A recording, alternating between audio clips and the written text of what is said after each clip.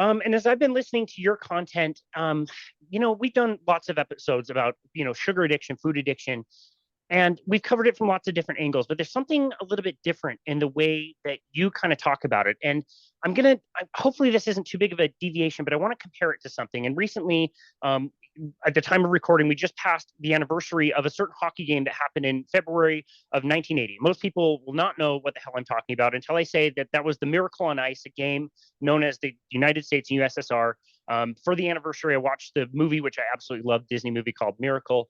And as the announcer setting up the game, he's kind of explaining that, like, this is a hockey game. Most of you watching probably don't even know what the lines on the ice mean or what the dots mean. This is so much bigger than just a hockey game. And when I'm listening to you and talking about sugar addiction, I get a sense of, like, yeah, we're going to talk about sugar addiction today.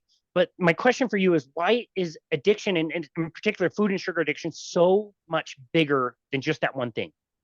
Well, I think we have to go back to come forward, right? So we're designed to have a dopamine reward center that is driven, right? It is driven. It wants us to go and hunt and gather. It wants us to have sex and procreate. It wants us to do all these things. But we have a mismatch between our brain, which hasn't changed, right? That part of our brain has not changed, and our current environment. And so we're in the land of pretty shiny things in it. No time in man's entire history has a person been able to, I could literally never go outside. I do not have to leave my house to work, to buy clothes, to get anything I want on a dime, right? Just like that. In fact, right across the street, there's a home, and I see them with DoorDash every single night. I don't know if they've ever made a meal for their children. Oh And my I could goodness. cry, right? So we don't have meaningful purpose. And 88% of people in the United States are metabolically unhealthy. That means 12% of us are, and I would even question that, because I believe in Dr. Kraft's model of hyperinsulinemia being like the cornerstone of all disease and the cornerstone of diabetes. And so I know that when I was a young woman, I was very thin, but I binge ate junk food, and I would collapse. I remember dropping my purse one time and passing out to bend down to pick it up because of my hypoglycemia, which tells me I had hyperinsulinemia, which tells me I was already metabolically unhealthy. So I don't think you can tell by looking at someone what's going on. But when you're metabolically unhealthy, what that means is you're going to have a low energy brain. And so your brain wants to feel good. And so you're going to seek energy. And when you're eating the wrong kinds of energy, we have an abundance of energy, but we're not eating nutrients. And I think that changes the brain, and it changes everything.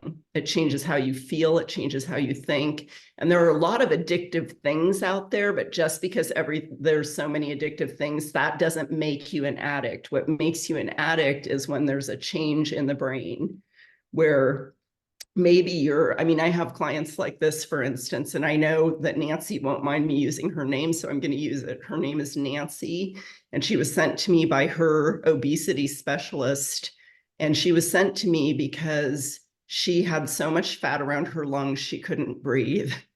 And she was moving in the right direction, and her A1C had lowered, and her doctor had made the mistake of restricting her calories too much. She was eating pretty much in alignment with how I would want her to eat, but her calories were restricted too much. And what happened was her addiction started to morph. And she started to feel shame because she couldn't stick to the food plan. And so when you start to feel shame, and you start to feel hunger, and you start to feel all these things, and you don't know what's happening, you don't know that your brain isn't getting the energy it needs, and this is why you're behaving this way. And so she started eating on the sly, keeping it from her doctor, keeping secrets, which breeds more shame, until, her doctor, Sandra, reached out to me and said, help. And the first thing I did was give her more food. And I told her to eat pretty much ad lib. And addicts hate to hear that, right? People hate to hear that because they want the secret handshake. They want if you do X, Y, and Z, you're guaranteed these results. And the truth is, your body is smart. Your body is so damn brilliant, it's not even funny. Like you cannot outsmart your body. It's going to want homeostasis. And until you get those hormones back online, until you get those neurotransmitters back online, until you shut down hyperinsulinemia, you are fighting an uphill battle. And one of the things that you can't do to get there is you can't speed that process up. You've got to fuel your body until your body knows how to access stored fat for fuel easily. And it's not always in gluconeogenesis from tearing down muscle, and people don't really understand this, And of course, I was trained through Mark Sisson. Thank you, God, for Mark Sisson, right? Because I've been trained for him. I think I'm coming up on 10 years. I'm one of the Wow. earlier people. And he's been saying this stuff forever. And so has Bitten Johnson. Bitten Johnson has been talking about this is a brain energy problem. This is a metabolic problem. And now we have people like Georgia Ede, who I'm certified through. And we got people like Chris Palmer saying these things. But not only do we have that, we have GLP-1s that show that it accesses the GLP-1 agonist in the brain and shuts down that hunger. So we know it's a brain problem, and we know it's a complex brain problem that's more than just the dopamine reward center. So, I mean, it is an incredibly complex problem. The reward center hijacks your thinking too. It hijacks your frontal lobe. So you think, I need something. Have you ever found yourself, just drawn like a magnet to the fridge and you're standing in front of it? You're not even hungry, but you need something. And you feel a sense of relief as soon as you open the door because you're almost already high, right? You're going to get that quick fix relief. And the problem is you may know the damage just like Nancy knew that was going to cause you, that you were going to have problems breathing and you might die, but you care more about getting the relief for that reward center. And that goes back to say, Dr. Anna Lemke, and the whole, when the pain goes up, you're going to want to get out of pain. It's not even about getting high anymore. It's about just trying to feel normal. And people don't understand that in order to feel normal, it's going to take time. And I think they need a lot of education about how the brain and the body works so they can release shame. I think knowledge, gives people a lot of freedom to think, oh, that's not my fault. Oh, that's a biochemical response to what's happening to me. Wow. It is complex. And as you're explaining that, I'm so glad you talked about empowerment and helping give people resources, because as you're describing the problem, what a terrible problem this is. And I can't remember who pointed this out to me. I don't tend to spend lots of times in the aisles of grocery stores.